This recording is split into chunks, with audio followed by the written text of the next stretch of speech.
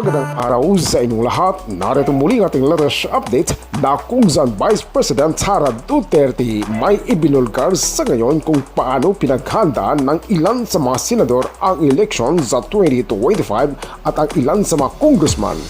Narito ang pahayag ngayon ni VP Sara, ang isa sa nakakagulat. Panoorin po natin ang full video. Ako naman si Codenter TV. Illegal na po ang vote buying sa ating bayan. Tinatago po nila sa pangalang ayuda. Tinatago nila sa pangalang akap, ais, tupad ang kanilang pagbibili ng boto ng mga mamamayan.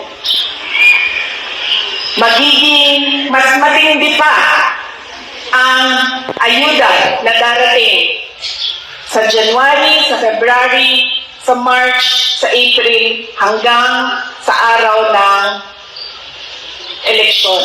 Dahil legal ang mamigay ng ayuda sa panahon ng election period.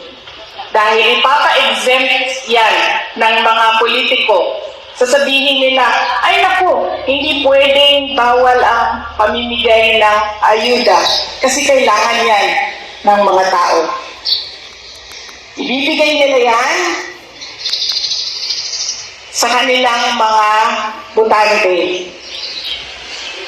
Pero pag-isipan natin, tayong mga botante, bakit ko ba utang ito sa mga politiko? Pera ito ng bayan, hindi ito pera ng politiko.